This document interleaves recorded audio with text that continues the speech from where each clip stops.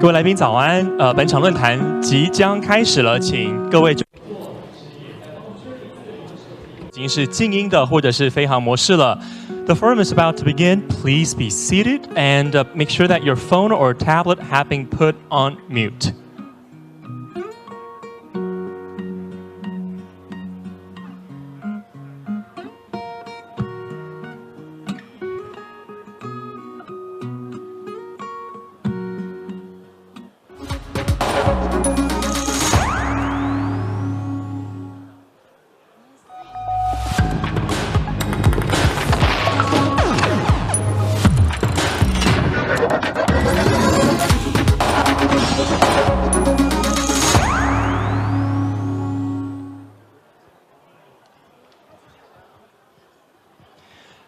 现场的各位贵宾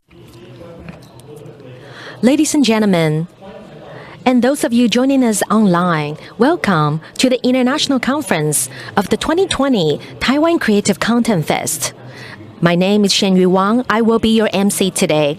It is my tremendous honor to be the MC for this international conference. The theme of this conference is Asia-Pacific content industry from a global perspective. We have invited internationally renowned speakers to join us today. They will talk about how international media networks and production companies view Taiwan's market, share their experiences in international collaboration and co-production, helping Taiwan's professionals and Taiwan's productions gain market inroads into international markets. We will have 3 speakers this morning. They will be joining us online. They will each make a presentation here in a minute. After each one of them has finished their presentation, we will open up the floor for a Q&A. For submitting questions, please use the Slido system. Please take a minute to scan the QR code or click on the link in the video description down below. For those of you joining us online, you will find the QR code on the screen. Once again, you will also find a link that will redirect you to the Slido submission page by going to the video description down below. Please submit your question by using the Slido page. And during the Q&A, we will select a few questions to raise to the speakers. I would also like to take a minute to thank the Taiwan Beer Sample TV and the Taiwan Nuts Company for sponsoring today's events. Now, I would like to welcome the 3 speakers who will be joining us this morning. Ricky Oh, President, Warner Media Entertainment Networks, Asia Pacific. Hannah Lee, Studio Dragon Chief Producer. And representing EAVE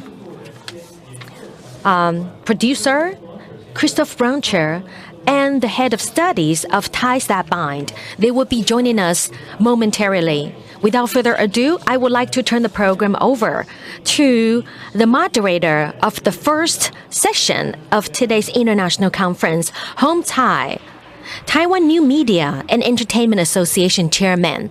Please help me welcome Mr. Tsai. Thank you. Thank you for your warm introduction. Welcome to the Taiwan Creative Content Fest, TCCF. I would like to extend my warmest welcome to those of you joining us online as well as those of you on the showground. The content industry has undergone tremendous transformation. We have gone from linear channel to OTT to live streaming. Very soon we will see the rise of streaming games. The streaming services will change the landscape of the entertainment and the content industry. Taiwan, despite its small size and its small population, when faced with the challenges posed by international platforms trying to enter Taiwan, we have to make necessary responses. That's why we have gathered here today at the Taiwan Creative Content Fest. We know that HBO, Warner Media, Emmy Award winner, as well as the Studio Dragon, which is responsible for producing extremely popular Korean drama such as Crash Landing on You, and this Studio Dragon is also engaged in partnerships with HBO. And then lastly, we have another speaker from France, the producer of EAVE. The European market is closely related to the Asian market, particularly the Taiwanese market. So today we will get the opportunity to learn about the market insights and prospects from an Asia Pacific and the Korean, East Asian, as well as European perspective and American perspective. So before we get started today, let's make sure that Ricky is already online. We would like to make sure that we have established the connection. Okay? Ricky is the president of Warner Media Entertainment Networks, representing HBO. HBO is being delivered through cable. HBO Go as an app. We understand that in overseas countries, there is already the overseas HBO Max service. So during the Q&A, we will be asking questions regarding the what type of market entry strategies will be applied to HBO Max when it hits the Taiwanese market. HBO is also investing and co-developing a lot of Taiwanese drama, such as the Teenage Psychic. So we will have a conversation with Ricky O to gain more insights and as he shares his understanding of the Taiwanese market. So Ricky, can you hear us?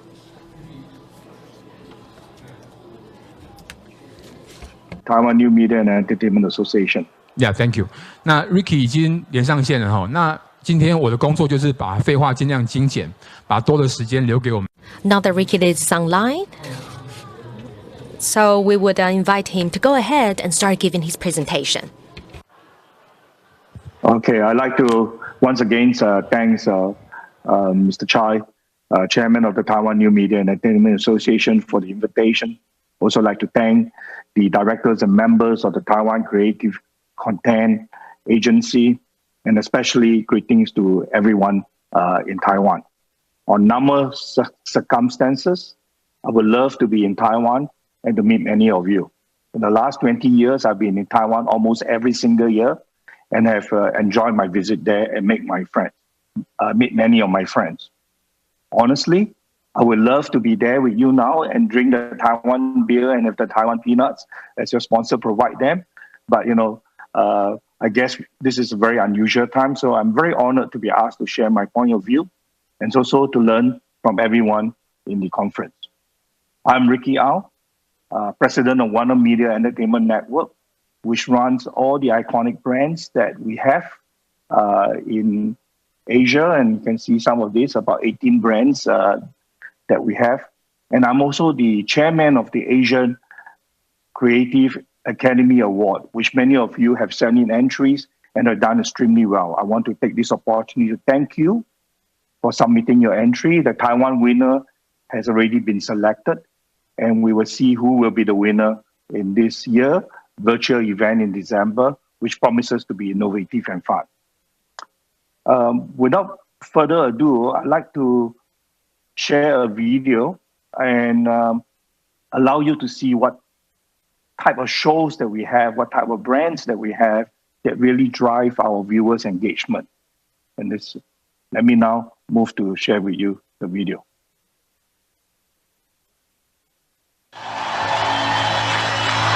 What unites people? Stories.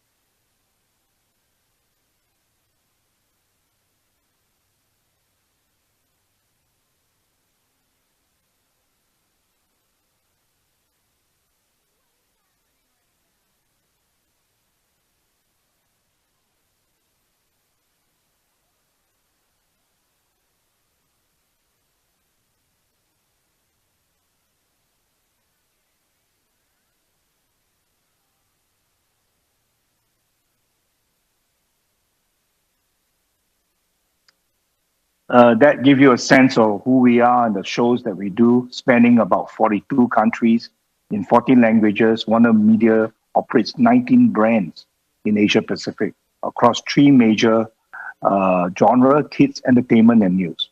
Our lead brands in Entertainment is HBO, and our news brand, as many of you know, is CNN, and our kids brand is Cartoon Network.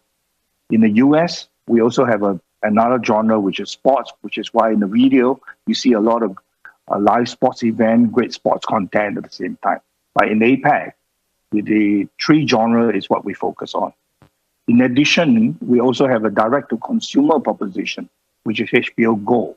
Right now, in 8 countries across Southeast Asia, Hong Kong, and Taiwan.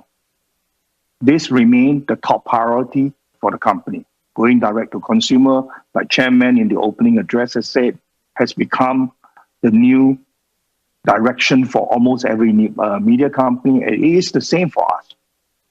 Now, the reason why I show this map is that you can see how we believe that as a global big brand, we believe in local execution and we believe in local partnership. And we believe that's extremely important in how we bring the brand to become more relevant to our consumer. I'll share with you about our priority. Our top priority in everything we do is about putting the consumer first. This is even more important in the world where OTT offers more choices and consumer becomes the final decision maker. As you can see in our priority and our goals there, we believe in strong brands. Strong brands connect with consumer belief and trust in our curation, trust in our quality content, and willing to be engaged with us. Maintaining a strong brand requires us to work with local partners to drive engagement and relevance. This is where partnerships and its marketing power can be extremely important for us. Our next priority, which I spoke a little bit about already, which is going directly to consumer. We launched in about 8 markets now, and it was launched about 2 years ago, but the real explosion, the real expansion of the launch happened this year in the middle of a global COVID-19 pandemic. And I think that speeds up the entire thing for Asia, and that's why HBO Go has gone on a very aggressive launch. With this expansion, you can expect the HBO Go offering to be expanded also. You have more local content, you have more kids contents and family contents, and thanks to HBO Max, which is launched in the US, we also will be making some of the HBO Max content to be part of the offering. So we are taking it to the next level. You know that HBO Go offers the first run movie, not many streamers offer first run movie, and we offer our unique HBO original.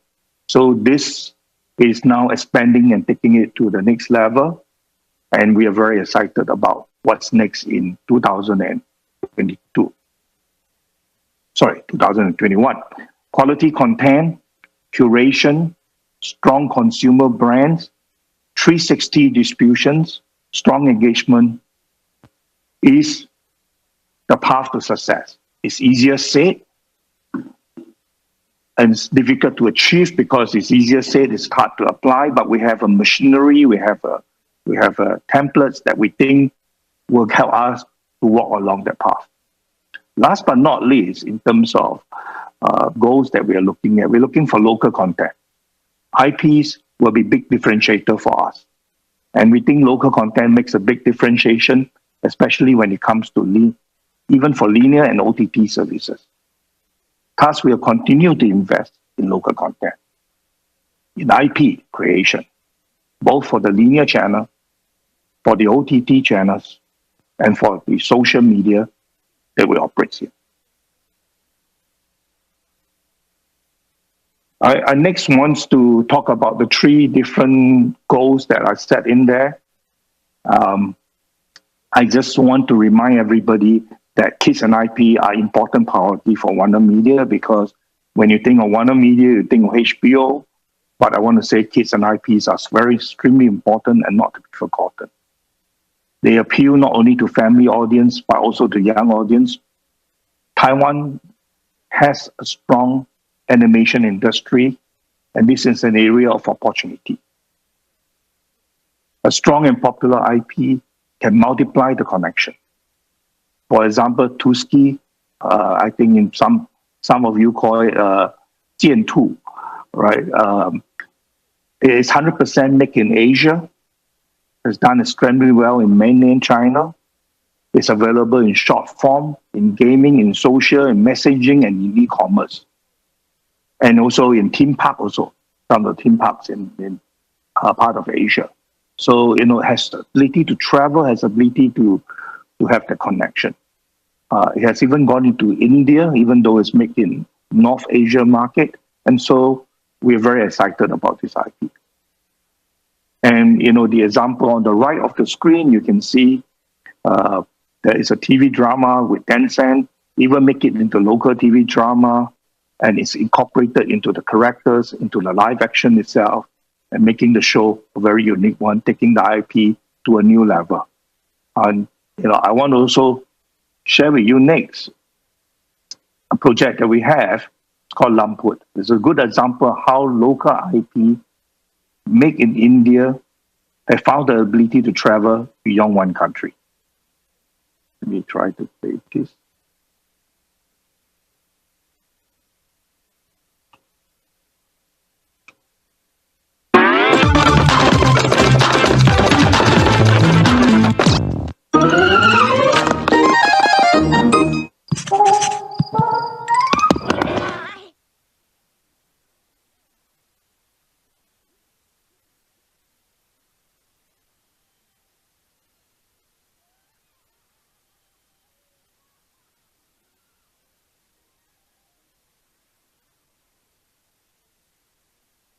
Let me move back there again. Lamput has won many awards and been very successful in India, but more importantly, it has even more viewers outside India, especially across North Asia. You saw what we did with it. It's all very short forms. It's maybe 10, 20 seconds to 30 seconds that we first produced, and now we are moving into a longer form production. This has traveled extremely well. This has done extremely good for us. And, it's an IP that's made in India, but it's going around the world. Humor, which is what it's supposed to be, is often said to be a genre that's difficult to travel. But if we stick to a universal theme that connects beyond the local audience, then we found that it can be successful, not just regionally, but also internationally. And by the way, Lamput was nominated for International Emmy in 2019. I guess many of the audiences are here to listen a little bit more about HBO and HBO Go. And I've been told and been asked by the organizer to talk about what are the criteria that we select our partnership in Taiwan. So I'd like to go into some of that in the next few slides in reference to HBO. HBO Asia invests in Taiwan about 8 productions to date. The most recent one is Adventure of the Ring. Many of them are award-winning. We want to take this opportunity to thank our Taiwanese networks, our partners, our production partners, for working very hard with us. We also want to thank the Taiwanese government for also being a big supporter for us, not just financially, but also in a lot of the approval, making production easier in Taiwan. So we're very grateful, very happy, big benefactor to that. And Taiwan is probably one of the countries that we produce the most in Asia. One of our biggest criteria is the story and the cast has to be authentic. So Teenage Sidekick is a good example of a story and a cast that's extremely authentic. It's an Asia story that can spark dialogue and generate a lot of buzz, a lot of talking points.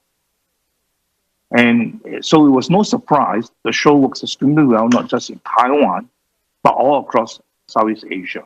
And so we're very excited about it. I also want to let the audience know we're not just interested in series, but we're also interested in format or movies, and even in some cases, documentary.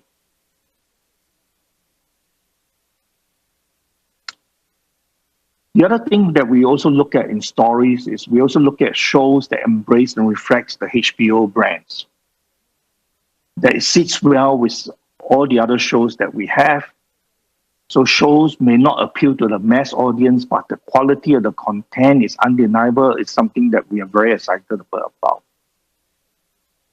It must have the ability to engage in the audience of the local market, Taiwan in this case, and also go beyond Taiwan. So it's key for us that it's a local, authentic story, but with a universal theme that can travel and become a hit outside Taiwan itself. This also means that we need rights for D2C, for the commercial people, including Asia, USA, and we need simulcast with local partners. There's a few genres that we like. Crime, horror, you call it puppy love romance in Taiwan, light drama and social drama. The World Between Us is a good social dramas, have universal themes that travel across the world. It's something that does extremely well with us. These genres are the genres that does extremely well in Taiwan, and Taiwan has an advantage in producing some of these shows. We're less interested in gangster story, or in Chinese we call it 警匪片. It's not that not interested, we are less interested. So those are things that the genre where we are keen on. We are excited to work with you in the future. Likewise, we do not just invest in Taiwan, we also invest in many parts of Asia, Malaysia, Singapore, Korea, China, India, Thailand. It's important that we have production from all these places because our OTT service, our brands are there, and local is important. We believe the diversity of shows is something our viewers enjoy, the richness of choice. So our viewers love the diversity, love there's a lot of choices and good contents for them to look at. Having said that, we work with local partners. And when we look at local partner, beside the story, beside the script, we look at local partner with strong production team. We look at local partner that have strong connection to top local talents. And we also look at local partners who are willing to work with our script writer also to further improve the show for more international acceptance, for more international travel. And last but not least, we also look at local partners who have strong marketing power to drive awareness, consumptions, and relevance in local market. I think that's a very important factor for all of us. So those are some of the criteria that we are looking at. In short, we are looking at authentic story that can travel. We're looking at strong local partner with strong production ability, and we're looking at strong local partner with marketing understanding that can help to drive the success of the show. We talk a little bit next about Taiwan. And this is the last part of my presentation, and we can go into Q&A after that. I grew up watching Taiwan shows, big fans of Taiwan's dramas, Taiwan movies. And, Taiwan has a strong storytelling. It has a well-established ecosystem, a strong infrastructure, and has able to tell good story that's travel in many parts of Southeast Asia and even around the world. I find it most amazing that Taiwan constantly produces new talent, especially new director with amazing story, with good production value and reasonable budget. And thus, I think all these are Taiwanese advantage. And you have a growing market that's willing to bring some of these new ideas, new shows, and experiments to the marketplace, which is very exciting. And it will be even more exciting as we look at Asia Pacific. And this is taken from MPA Motion, the media partner Asia, basically, and they shows the growth of SVOD services across Asia Pac, and you can see that's phenomenal growth. I don't need to tell you that the distribution explosion allowed for great story to travel. This is an opportunity time for Taiwan creative and talent to grow beyond a Taiwan-only market. But I said earlier, we first need to focus on the consumer. And different consumer has different tastes across the region. And so the ability to produce a show that is great for your local market and yet ability to travel is a skill set that needs to be developed and acquired. Last but not least, what I hope to see, and this is my personal point of view, you have great storytelling, invest in the storytelling, get world-class productions, get the production quality ups and there. Cooperation with world-class brands, with the panel here, you have Studio Dragon, you have Warner Media, you have other speakers coming on, and there are world-class brands that you can work with. And I also want to encourage you to say that animations and IP are important, and it's something that Taiwan can do well. And animation and IP can go into games, can go into various factors, and it's also a area of success. And I want to encourage you to look at that. Last but not least, I want to talk about government incentive. Government incentive, I think, is extremely important to help to get your young talent to work overseas. By working overseas, your young talent will be able to learn more about local audiences and in a better position to make things relevant and deal with how you get local and yet global philosophy. I also want to encourage the local authority to look at incentives, not just for a whole make in Taiwan, 100% make in Taiwan, but also incentive for partially make in Taiwan. And so, that I think would be extremely helpful. Last but not least, this is more for my own self-interest. Many of the governments across Asia, they deal with Warner Media on a longer-term perspective, and they deal with us on the subsidies, on the lump sum subsidies on various projects through a longer time period.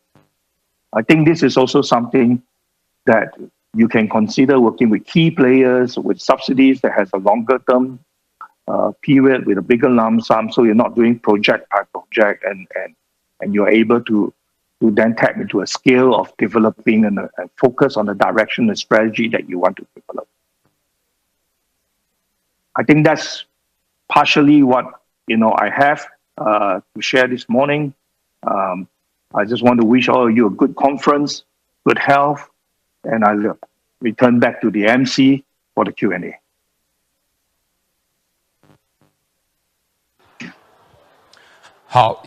Ricky. Thank you, Ricky. We are on a pretty tight schedule today. So let's take a question from Slido for Ricky.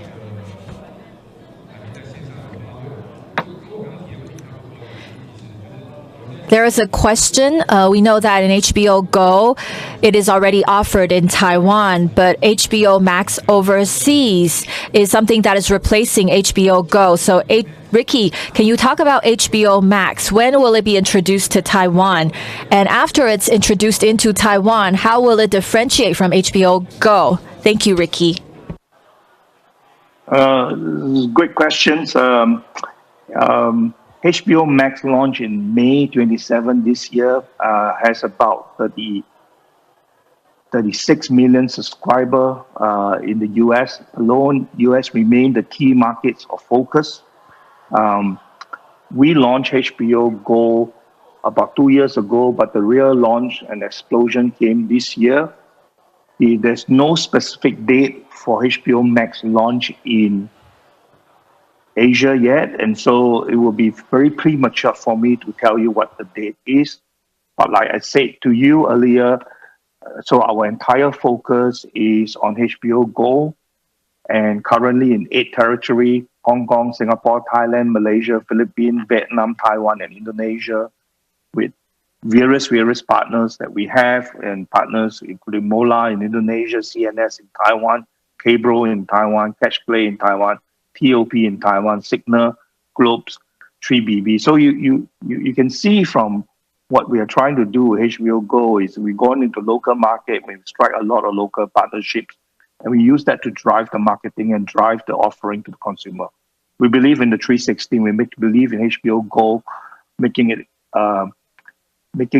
available to as many people as possible.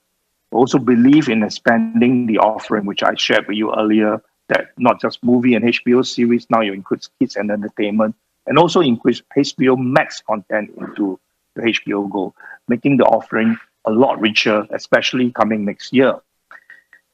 I foresee when HBO Max come to Asia, which we still do not know when, and since we do not know when, we will just focus on HBO Go, but we foresee that it will be a smooth transition, that the current customers of HBO Go as a partner will find a very smooth transition to HBO Max.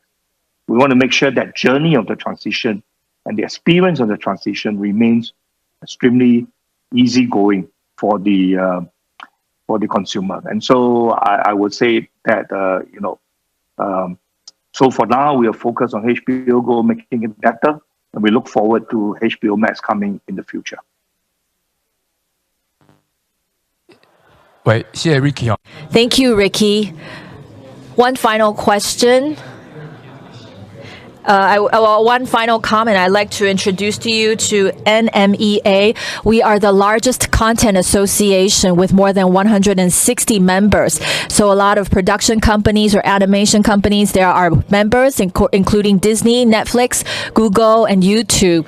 They are our members. So we would also like to invite you to join NMEA so that we can boost the quality of content. What do you think about that, Ricky? Wow, you really know how to do a good job as a chairman sure. and sell your associations and your membership. We would definitely consider that. If you send me the Taiwan PTU and the peanuts, I will really consider it stronger because I can't go to Taiwan to drink your PTU and your peanuts. So maybe if you send to me, I will consider this even stronger. Okay, thank you first. 那谢谢 Ricky。 Thank you so much, Ricky. Thank you all. 刚刚 Ricky 为我们分享了非常。 So Ricky talked about HBO and the strategy of Warner Media in Asia. And next up, we have a speaker that a lot of females are looking forward to. We have the chief producer from Studio Dragon, Ms. Hannah Lee. And the works that have been produced by Hannah Lee includes My Holo Love and It's Okay to Not Be Okay. 第一季、第二季都是我们这个李小姐她制作的，所以她的 and also The Secret Forest. So Hannah Lee has vast experience in producing extremely popular Korean drama in Asia. And they're all being live streamed on Netflix. So the OTT market is growing rapidly, and people are wondering how come the dramas produced by Studio Dragon have always been favored by streaming platforms such as Netflix. So without further ado, I would like to welcome our second speaker, Hannah Lee.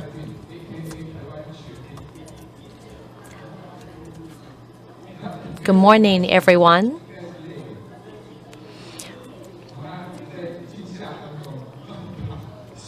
I think there's a transmission latency. However, I would just go ahead and ask Hannah to start her presentation.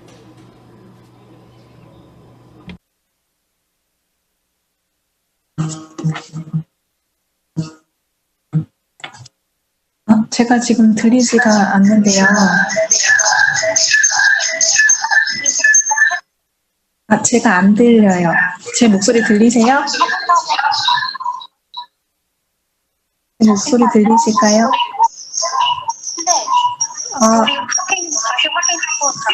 네, 그럼 제가 일단 안 들리는데 그냥 시작할게요. 안녕하세요. Sorry, I'm not able to hear all of you. However, I would just go ahead and start my presentation. I would like to congratulate TCCF for hosting such a successful conference at the Taiwan Creative Content Fest. I represent Studio Dragon, one of the largest drama and content producing companies in Korea. My name is Hannah Lee. Studio Dragon has produced The Hotel, Mr. Sunshine. It's okay to not be okay, just to name a few.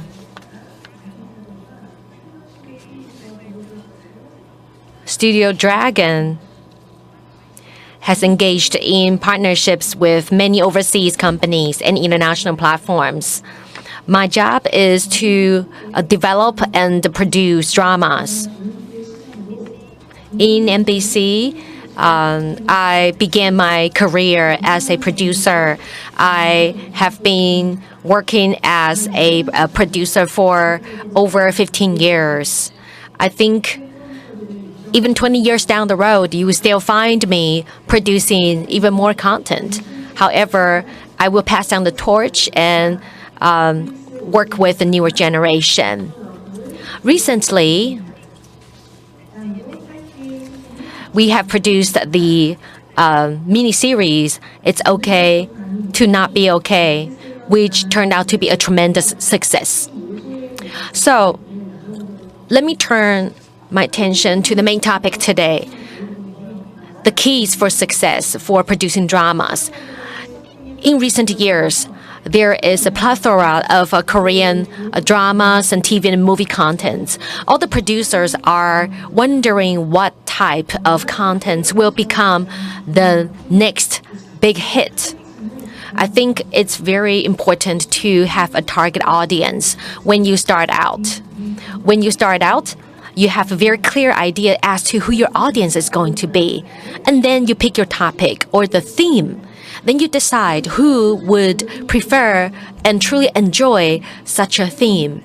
So when developing the production, you want something that's very relatable, something there that is familiar, something that is novel, yet it's something that people could relate to, something that is drawn of which the inspiration is drawn from our everyday life, but there's a sense of novelty and innovation to it. I think this is the recipe for success in terms of being able to engage the audience.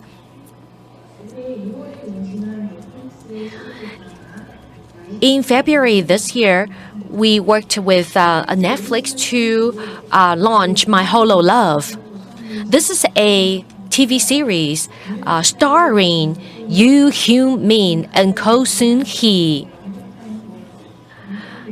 The female character has a problem recognizing people's face, and she is dealing with an AI-enabled character.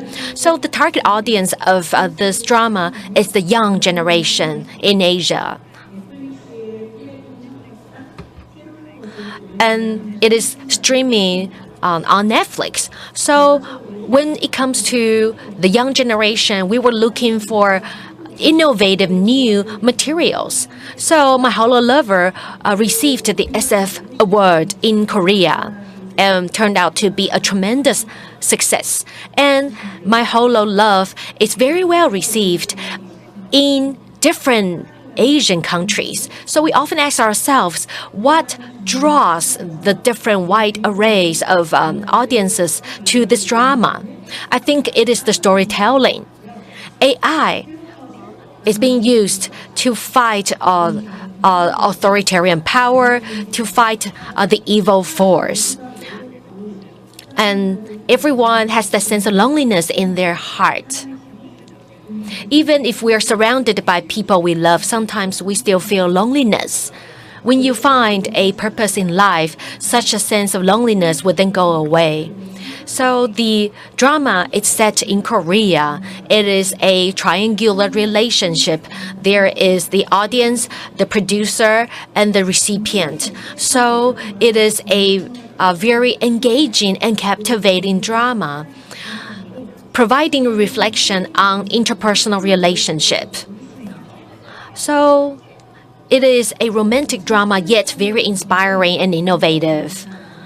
And the next drama I would like to talk about was The Lawless Lawyer, which we launched in 2018, starring Lee Joon-gi and Seung E-ji. It is a legal thriller television series depicting a lawyer fighting the ultimate authoritarian power. The male character relationship with his mother and people around him reflects his aspiration and his daily struggle to help the underdogs fight the authoritarian power. The leading character is fighting the evil force with his fist as well as his knowledge about the law and the legal system. The helpless underdogs, the everyday citizens, rely on the lawyer to restore justice and right the wrong. So the two dramas relate to two completely different storylines, but they have an overarching theme, which is they appeal to the human nature and then they relate to the daily experiences of the audience. Next, we would like to talk about It's Okay to Not Be Okay, starring Seung In-ji and Kim Soo-hyun. This drama is about interpersonal relations and how one handles the daily challenges. Crash Landing on You is a Korean version of Romeo and Juliet, starring Song In-jin and Hyun Bin, depicting the relationship, an unlikely star-crossed lover relationship between South and North Korean, the male and female protagonists. And the screenwriter is Park Jin-yoon. And it stars the very famous Korean international stars Sung In-jin and Hyun Bin. I think this drama was very successful because it tries to depict the female character's attempt to break away from the traditional social roles and the limitations imposed on females or Asian females from a very innovative perspective. The female character is committed, self-driven, and strong. Sometimes she is even stronger than the male character. And another good example is the female character portrayed by Seo E-ji in It's Okay to Not to Be Okay. It is a modern-day romantic fairy tale-like love story. However, the female character is depicted as someone who is willing to break away from the traditional gender role. She enjoys a successful life as a career woman. However, she goes through fear, self-doubt, and a lot of challenges and tribulations in her daily life. And when the male character comes into the scene, he brings into the story the power of healing and a sense of comfort. And Seo E-ji was therefore made a superstar in Korea and even beyond Korea because of her tremendous success with Lawless Lawyer and It's Okay to Not Be Okay. And I think this really offers us more insights on how to gain more understanding of the taste and the preferences of the Asian audience. And as you could see that for the My Holo Love, Crash Landing on You, and It's Okay Not to Be Okay all feature leading characters. And The Lawless Lawyer also has a very strong supportive leading character. So people project their perceptions and feelings toward life, their fantasies, their aspirations onto these female characters. Behind each successful protagonist, there's also other supporting characters, and they can relate to that experience with the audience's personal life.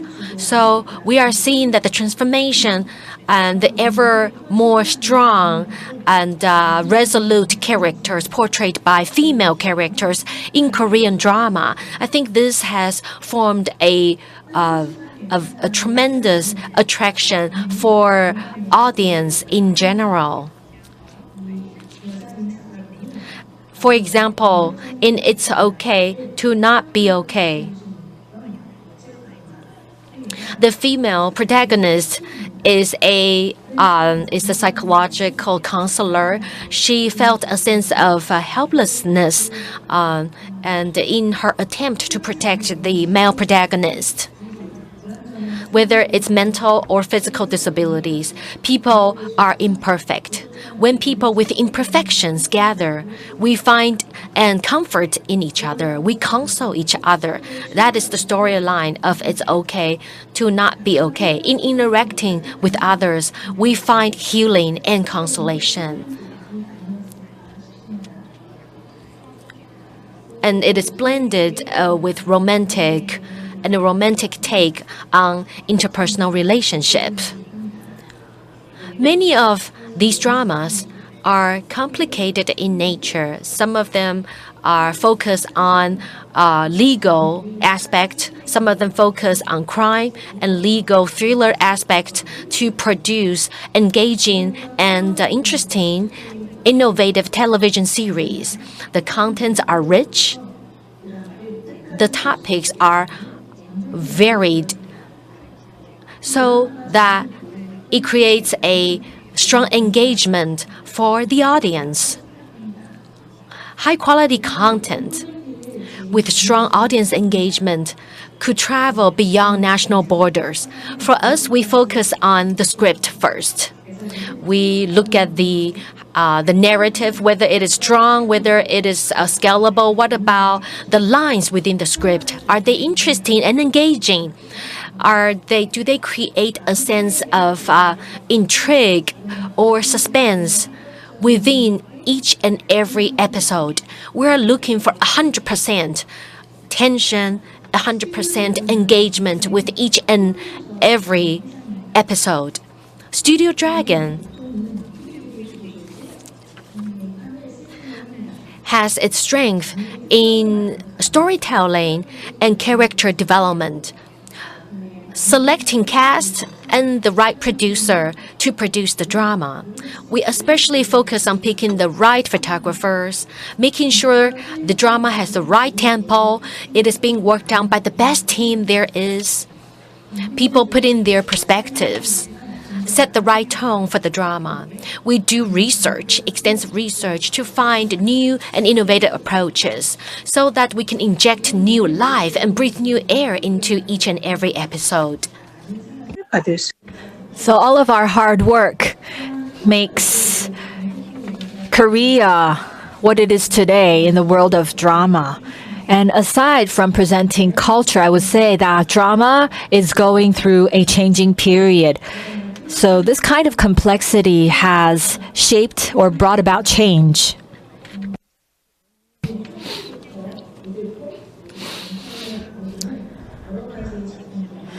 Through longer content and work, we're trying to reflect the spirit of the times. So this is something that we at the studio are doing. For different types of genres, we will talk to creators from the beginning to the end of the process. There is a lot of communication. So after the original works are procured by PD, we will try to match up to the directors that are suited. And for certain masterpieces to achieve a certain level of quality, we need to be fully involved along every step of the way to produce the best quality. At the same time, we also communicate with platforms on a constant basis to ensure the quality and also to make the best use of our budget in production. And the budget is the fruit of our discussions with our partners. So by collaborating closely with our partners, we talk about not only the story itself, but talk about the timeline, the scheduling, the cast, marketing, and to go about the best way possible in marketing. And we understand each other's demands and needs to come to an agreement. That is a very important part for us. Even though we communicate with our partners via email, we also make use of phone calls and video conferences and have face-to-face meetings so we can fully communicate without any misunderstandings. We work with international platforms in a balanced manner. And for creators,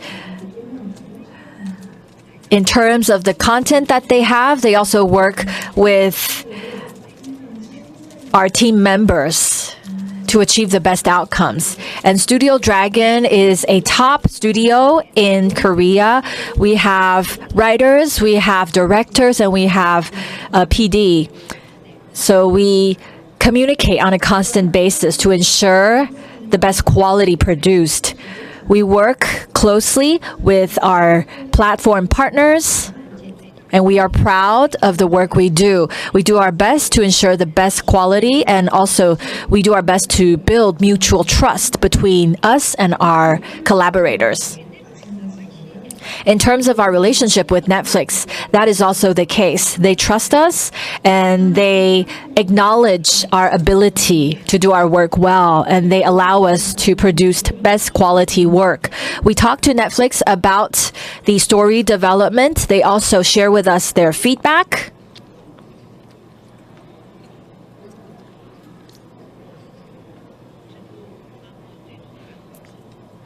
All the way until the end.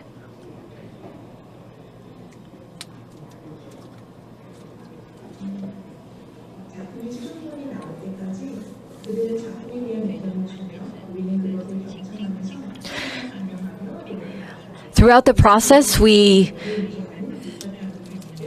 give each other feedback along the way. And that is the foundation to building mutual trust. I actually watched Taiwanese drama very recently. Someday or One Day. And I think this is very interesting. I stayed up binge watching Someday or One Day. I found it to be highly interesting, and throughout the process, I see that for Taiwanese drama has come a long way. Great narrative, great script, great performance without going over the top. Even though the story itself is quite complex, however, it's something that we all go through in love. And it also talks about the loss after the passing of a family member.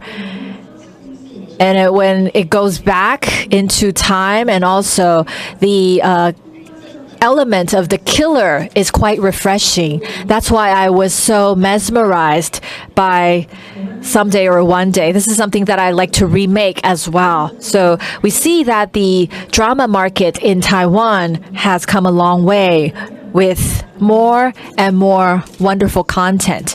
And I think going forward into the future, I hope to work with you one day. It has been a pleasure to be with you. Thank you for listening, and I hope that was helpful.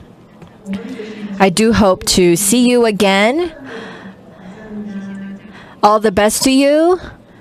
Thank you for listening.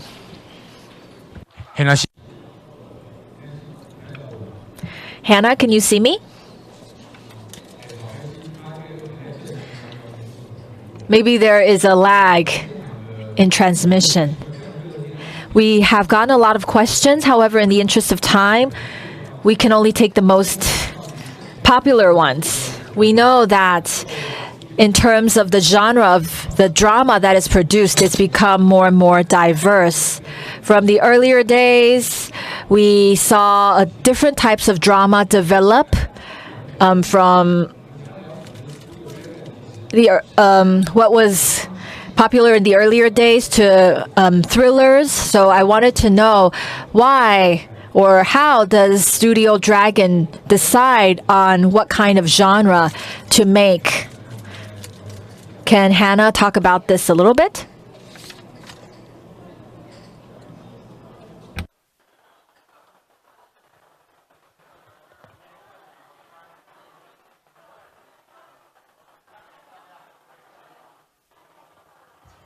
지금 Q&A 시간인 것 같은데 죄송한데 제가 오디오가 들리지를 않아서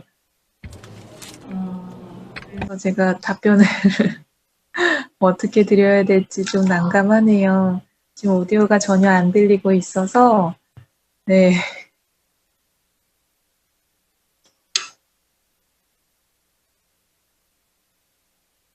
喂，我再问。 Let me ask the question one more time. The genre of Korean drama is more and more diverse. How do you choose or decide on what content to develop, and how do you persuade the investors to invest in such diverse genre? Hannah? Over to you.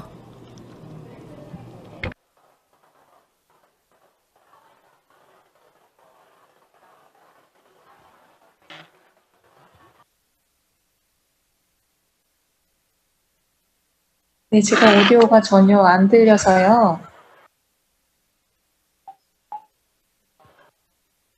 I cannot hear you. 이거 음소거는 안 돼 있는데?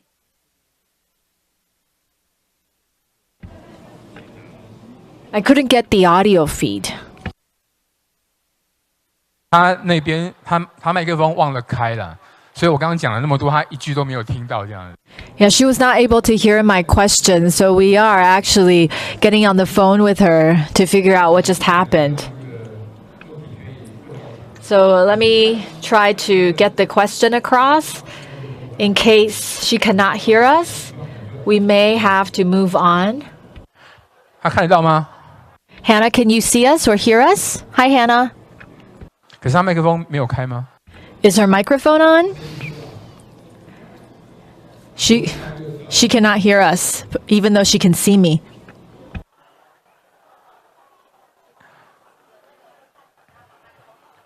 哪里？这个。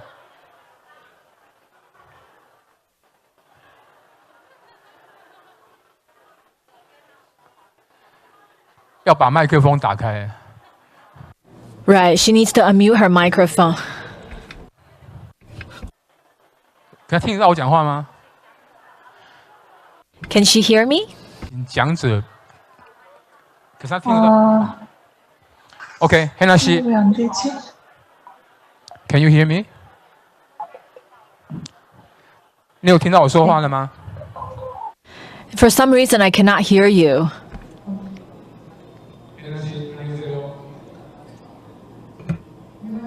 안녕하세요. 허미세입니다.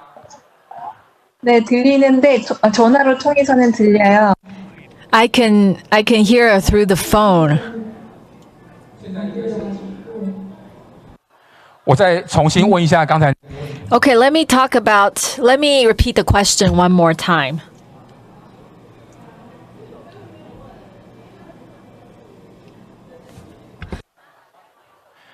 Hannah 씨, 네네, 안녕하세요. 안녕하세요. 네. Please open your microphone on your computer.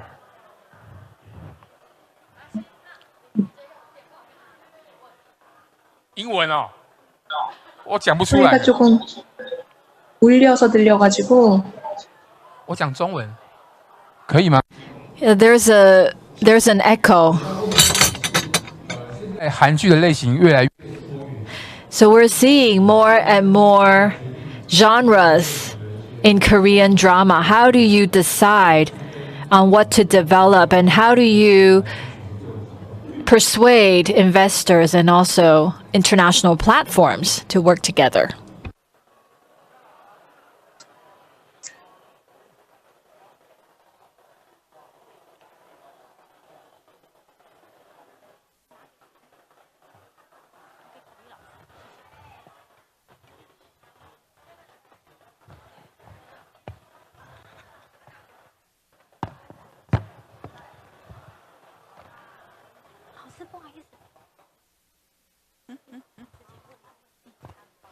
자, 이걸로 말씀드리면은 들리십니까? 好，拍摄 네, 들려요. 因为我语言能力不够好，现在就是 I can hear now. So our interpreter is now talking to Hannah. 통화를 하겠습니다. 我再说一次问题哦。 All right, let me repeat the question one more time. 需要吗？是的。 Yes, please do repeat the question. We know that for Korean drama, the genres are becoming more and more diverse.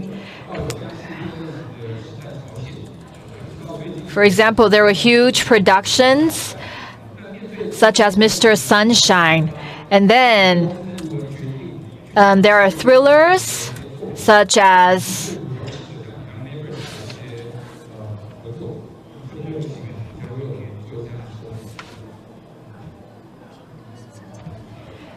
Kingdom. So how do you decide on what kind of content to develop?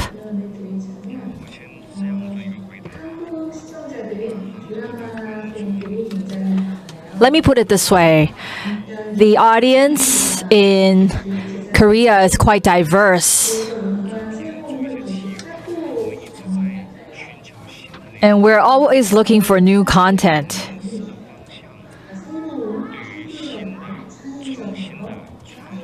And for us, we are interested in innovation. So drama that are innovative are our top priority. So for diverse genres or content that could appeal to the audience are what we're interested in.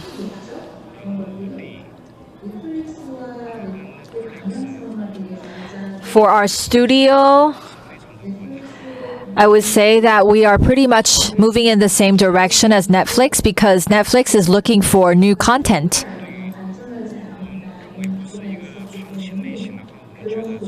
So if content is not innovative, then we don't feel like there's potential. So we feel like there is a common denominator there between us and Netflix. So we don't necessarily need to persuade them because we do share a lot of commonalities in that regard.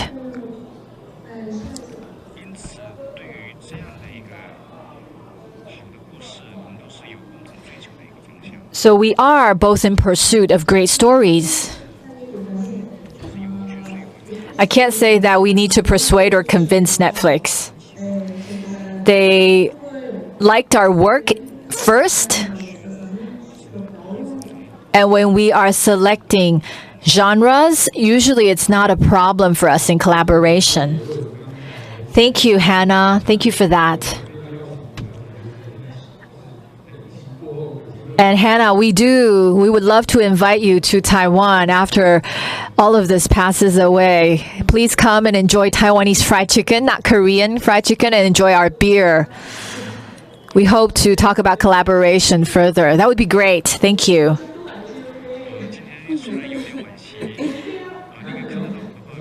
Can you see me right now? Right, that was quite chaotic because Hannah didn't have her microphone turned on, but let's conclude this session. 最近应该有看到这个，因为 Emily in Paris has been a very popular TV series streaming on Netflix. Next, we would like to invite the producer of Eve, E-A-V-E. EAVE is an incubator for content creators. It helps the local, the European producers and help them reach out to international markets and search for collaboration opportunities. The time now is almost 4 or almost 5 a.m. in Paris. So we would really like to thank Christophe Brancher for taking time out of his busy day to join us. Hi, how are you, Mr. Brancher? Can you hear me? Sure, Can you hear sure. me well? Sure. Okay, great, 好， great. 你 So- 睡得好吗？ Did you sleep well? Very well, very long, very well. No, I'm joking. 好，那就非常 it 辛 was 苦。 it was relatively short, but I'm very happy to be with you. 好，那我就不啰嗦，我们接下来把时间就交。 So please go ahead and start your presentation. Okay, so 大家好，我不太敢说中文，因为我的普通话不太好，所以我要说英语。So good morning, everyone. Thank you, Taika, for inviting me to this panel together with his great speakers, Ricky and Anna. And thank you all for being here this morning to listen to it. So my name is Christophe Brancher. I'm based in Paris. I say home. Thank you, home, for the introduction. It's nearly 5 a.m. here. So basically, I have my own production company, which is an independent production company called Ici et là Production, which you could see the logo here down the first slide. And this is some of the film I've produced so far. And as Home said, I'm also head of studies of training organization for one of their programs. They have, so the training organization is EAVE, and the program I'm head of study of is called Ties That Bind. So maybe some of you have heard of it. And so it's a training program mainly intended for producers, content producers. So far we mainly had feature film producers, but also like 2-3 years ago, we opened up to drama series producer as well. And each year we have 10 selected projects from Europe and from Asia, half. And this year, for the first time, for example, we are currently having the program running right now, and there is one of the TV drama series project for the first time. So I'll go further. I'll develop that further on. So yes, I was proud, so I wanted to tell you that among my films, 2 of them have been released in Taiwan, at least on DVD. That was the posters. I tried to research to put the Taiwanese posters.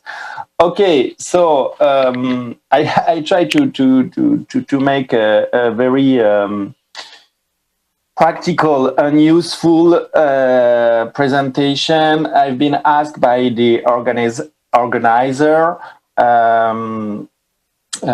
what kind of content will be interesting for international co-production for Taiwanese producers to develop. So first of all, when we talk about the global market, it's true that what could work very well locally for the domestic market is not necessarily the most relevant for the international market. So you basically have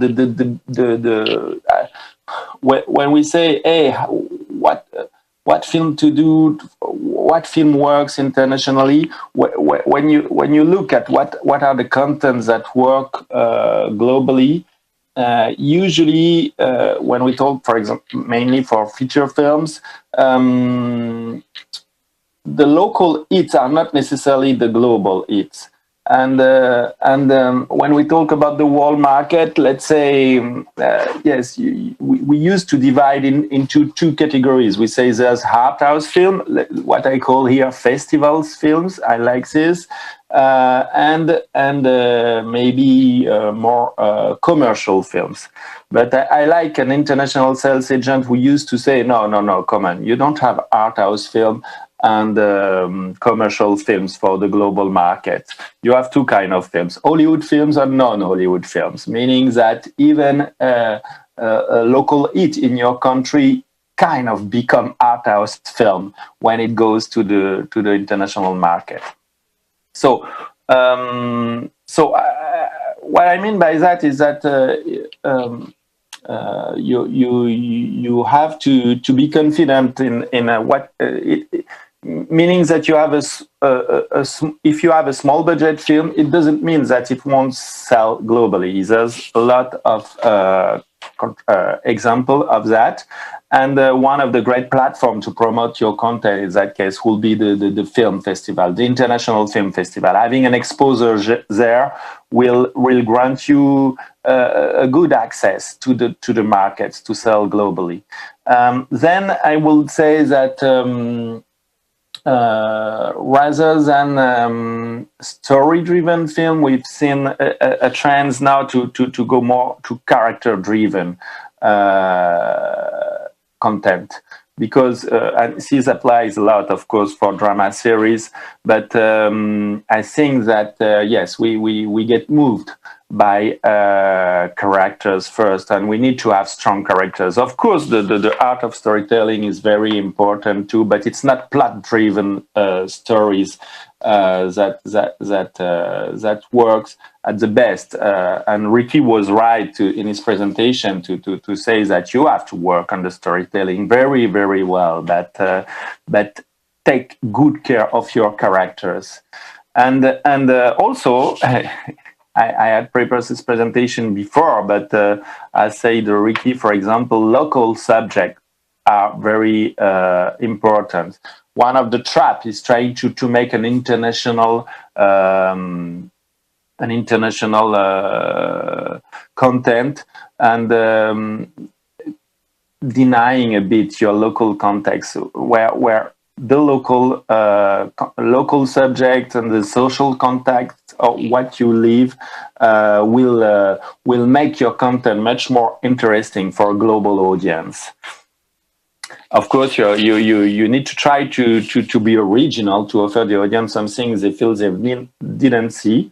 One easy trick I've observed in the last years was to try to mix genre. To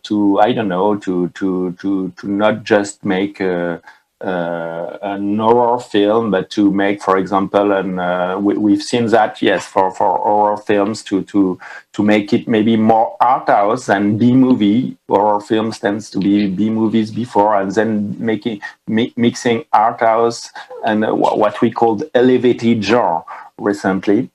What will be important for feature films mainly is to have director-driven films. And so as producers, so directors-driven films, you will have to sell your director's potential. And it doesn't mean that it needs necessarily to be a very experienced director. It can be a new director, but then you will have a storytelling to create about him or her according to what he or she has done before, even if it's only short films or whatever. You have to convey, to share a promise. I should say that, yes, debut director, it's even more suitable sometimes for co-production with Europe, because some commissioning editors, some TV channels, they have some quotas. They like to discover new talents. So really, yes, if you develop projects with debut directors, you have something to play here. And also there's a particular attention in Europe now for, like also in many other places in the world, for female director films. So take that in mind too. So again, the festival potential, take care of the festival potential to get international exposure. And also, there used to be in the industry a big attention on casting. It's still the case, but with the development of the platforms, the SVOD platforms, we can notice that it's less the case. You need to have the right actors fitting well to your content, and so you need, what you need to achieve is a good coherence of your project. So to get international, a good way to do it, and I'll try to talk a bit about co-production. Working with Europe, a good start will be to co-produce with European partners, and it has some benefits. So, but at first, why would you co-produce? So. First, it's because you may have a natural reason for that. I don't know, you have a talent involved in the project who comes from a European country, or the story takes place between Taiwan and or a country of Europe, or the other way around. The interest of co-producing is that you can share the risk with your producer. Of course, for production, but even if you manage to involve at an early stage a co-producer, you share the risk during development, which is the most difficult part, where you are at full risk usually. And here we go. One of the big interests of co-production is to get a better international distribution, because then you will have a supporter in another place of the world who will talk to the distributors, the broadcasters, and in his country, and then it makes your project more international on the distribution side as well.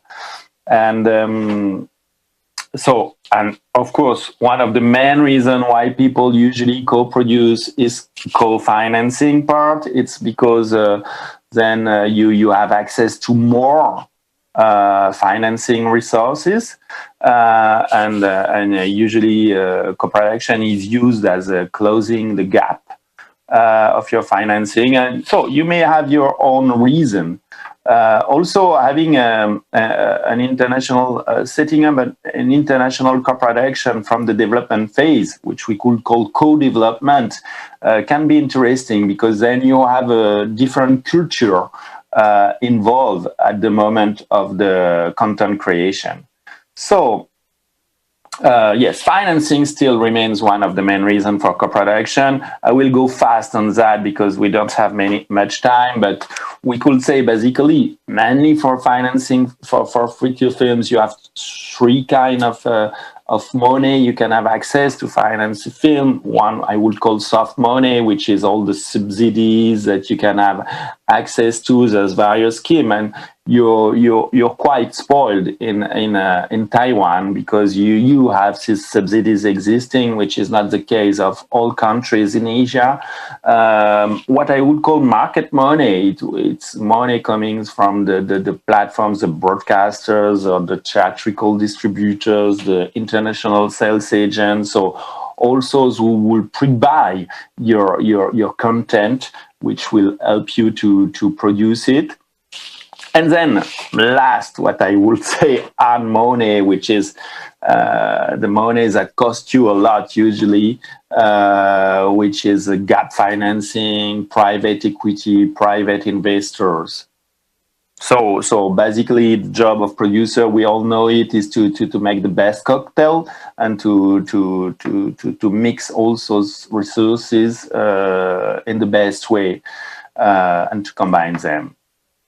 So basically, you got it when you are, if we summarize to see three main families of financing, your strategy will be, of course, to maximize the soft money, and that's where co-production can be a good way to do it, to access other countries' subsidies.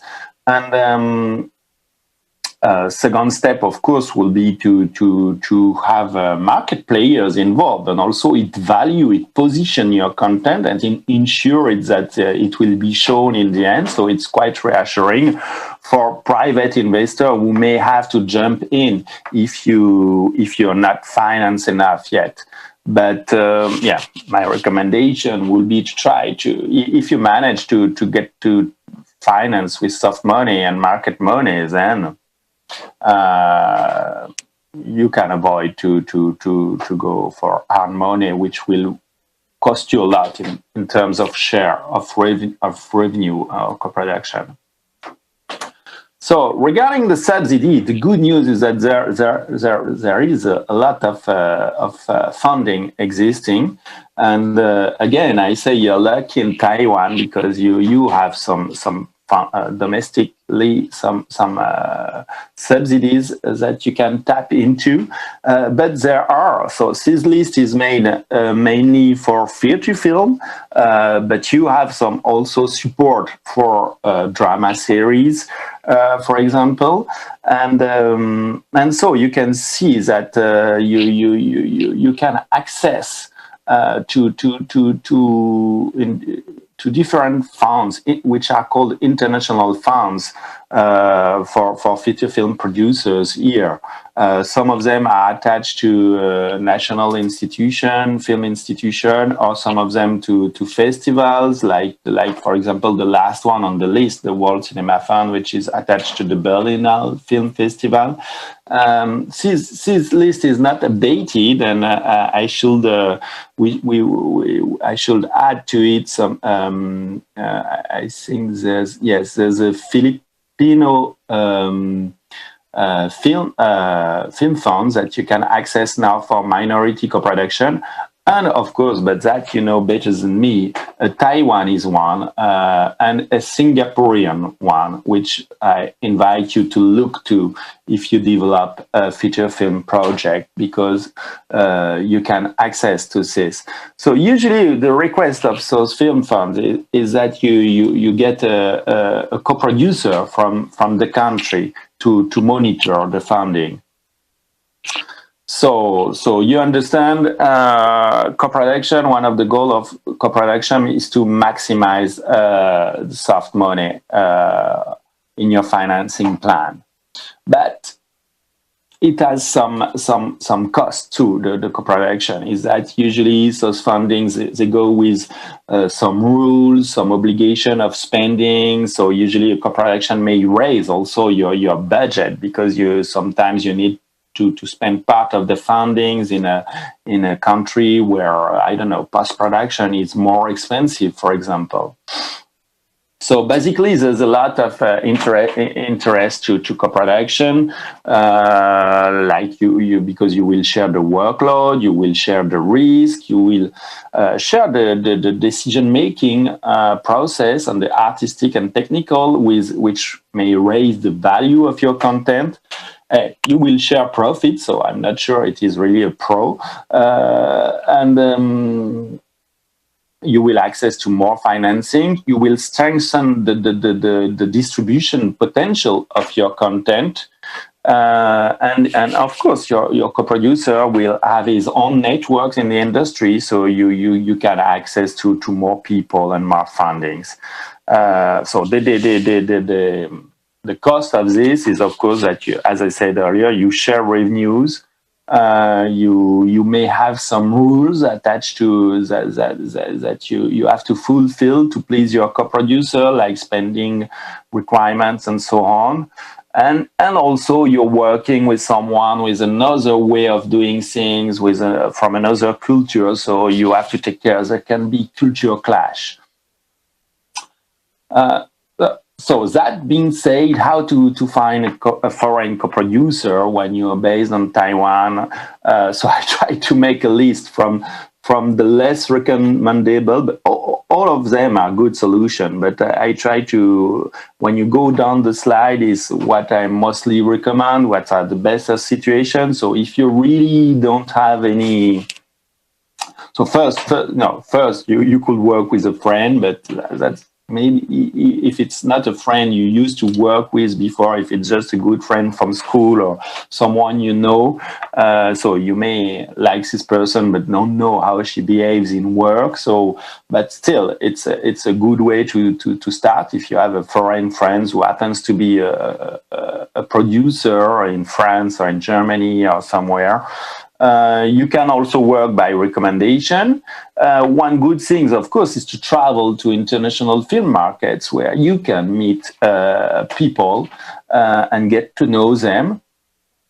And even more specifically, all film markets now have what we call co-production market, where you can register with your project at the moment when it's still in development. And then it's if you're selected by them, then you, with no effort, you will have people coming to you to meet you, to tell you what they can offer to use for a co-production or various support. And this is a very good way I recommend to find a co-producer. And maybe the best way is to participate in a workshop, because then you spend 1 week, 2 weeks together, you get to know really the person from different country, and they get to know your contents in more details than through 1 hour meetings or yes, a pitching or presentation. So, and also if you have already co-produced project, which may be the cases of some of you in the room, then of course, then it's easy to find a foreign co-producer. It can be like returning a favor or reciprocity, or because you know each other from previous project. I just mentioned on the precedent slide, the former slide, the co-production market. So I just named here the most popular that I would recommend for Asian producers. Again, this list was made for feature films project, but you have also some project market for drama series. So some of you may have heard of an international drama series festival in France called Cerimania, where you could apply. Also, so here I mentioned the number 2 on this list is the Berlinale co-production market. They have a dedicated market happening at the same time. For drama series, this is the co-production market of the Berlin Film Festival. And so they have a Berlinale drama series co-pro or something like this market where you can apply to. And of course, you have some very good co-production market in Asia, one being in Taiwan, the Golden Horse Film Project Promotion. And also I will name the Asian project market of the Busan Film Festival. You also have one in Shanghai and many others probably. I mentioned in the middle of the list Open Doors, who is open to Asian projects this year. They change their focus from years to years, and this year is for Asian project. But I think it's more Southeast Asian. You should check. So yeah, I had made a practical do and don'ts when you attend this kind of co-production market. And from our experience, I had been asked by the organizers to say what the difference between Asian producer and European producers. So what I say, yeah, I made it in a funny way. I wrote it in a funny way. Don't confess your plan to shoot in 3 weeks. That was an exaggeration. Is that sometimes I notice that the Asian producers go much faster on development and are really, sometimes when they present their project, when you present your project, you may be tempted to say that you're going to shoot very soon, that the production is going to start very soon, just to press your partner to jump in and co-finance.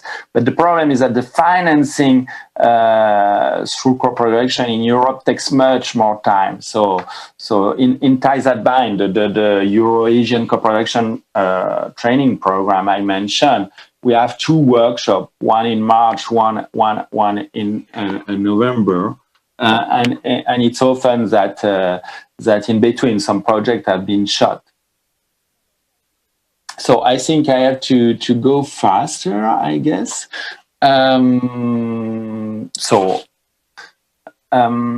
Just a last word maybe about the ties and binds, this workshop I just mentioned. So here you have the website where you can find more information. It's a program created by an organization named EAVE, which has been organizing a co-production workshop for producers for more than 20 years in Europe. At the beginning, it was just to create unity in the European market and to have a established producer in their own country to go international and to work together. So this was the EAVE Producers Workshop, and down there you can see Ties That Bind, which is one of their international program. So it's for as I said, for producers who are already a bit have some experience in their own country. You don't need to have won an Academy Awards already, but so there's a selection. It's relatively competitive, but we like to mix newcomers, upcoming producers together with very experienced one. And so you apply with a project that will serve as to structure the program that will be analyzed by a bunch of experts on the legal aspect, marketing, financing, script development, and also you will get feedback from all the other participants from different countries, European and Asian also. You can also find another Asian co-producer during the program. So I think I'm running out of time if I understood well the sign I saw on screen. So the interest of this workshop is also that you get part into a family then, and you get into a network, let's say. So EAVE has more than 1,000 alumni of after this 20 years working in Europe. And for Ties That Bind, now it's been 12 years that the program has been running yearly between Europe and Asia, with many success stories, of course. So I invite you to apply I provide you with my contact here, so in case you want to get more information, you had the website of Ties That Bind, and I will try to leave you some time in case you have some questions. Homie, are you here? Yeah, sure. Thank you. Thank you so much for staying up so late and for such an insightful presentation. So we do have some questions, but let me choose one. Someone wants to know, for Taiwan film producers, if they wanted to go for international co-production. For European producers, are there any genres that they prefer in co-production? And for the local producers and the local film funds, do we need to pay attention to any processes in specific? Thank you. Yes, that's a very good question. Thank you for raising it. I think, as I said on one of the first slides, for example, if to access a French funding, usually they will be very director-driven. So if your directors have some formal work to show, if he or she won some awards, even if it's with short film, because it's a debut feature, this will help. Also, as I said, debut features, there's some quota. Even if it's always difficult to finance, will work. And regarding the subject, so I noticed that those French international film funds, they mainly like when it deals with social issue, drama, but you should not restrict yourself. If you're original, you can access this. But most of these international funds, they will try to get involved with festival films, like films that have some artistic appeal, that can position them well for an international film festival like Cannes, like Berlin, Venice, or Sundance. And what was the second question? I think, yes, the process. So the process is that it's a regular process. You for some of the fund, you can apply by yourself, and then to get the money, you will need to find co-producers later. But most of them, the best way is to find first an interested co-producer that you could meet at one of these markets, co-production markets, to have a co-producer first that then will apply for you. And so it's a prerequisite for some of the film funds. That's the case in France, for example. You can't apply to the International Film Fund if a French co-producer can apply. And then one advice also from my experience, what I've noticed is that sometimes with some Southeast Asian countries, we've noticed that there was not always a really proper contracts between the producers and the script writers. So you should mind the chain of title. When you apply, you should have a real good at least a contract or a deal memo with your writers or directors, and then you will have to do a short deal memo with your co-producers. It can be something temporary that will stay in force only if your co-producer finds money for you. Yeah, I think that's about it. Is there another question? Great. Thank you. Thank you, Mr. Branchier. That was very clear. We are running behind schedule, and so we will have to wrap up here. But thank you so much, and we hope that you can visit Taiwan when it's possible. Thank you very much. Will be 他应该已经很困了，去睡觉这样子。好，那今天上午的论坛。So this concludes this morning's session. There are also 2 exhibitions going on. So please do take the opportunity to visit the exhibits. There will be 2 more sessions to follow this afternoon. And in 2012, on December 21st and 22nd, the NMEA will also be holding a forum with participants from Disney and Netflix. So please do join us next month. Thank you very much. 谢谢主持人以及刚刚3位的线上的语坛人，真的是非常精彩。那虽然刚刚呢有一位主讲者的电脑出现一些小状况，还好最后是有惊无险的结束了。那么相信今天大家的都获益良多。那么 Ladies and gentlemen, with that, we conclude the International Conference this morning. We thank you very much for joining us. The afternoon session will start at 1 o'clock. We cordially invite you to join the afternoon session. Taiwanese speakers will talk about cross-border collaboration and choice of distribution channels and strategies for identifying investment targets.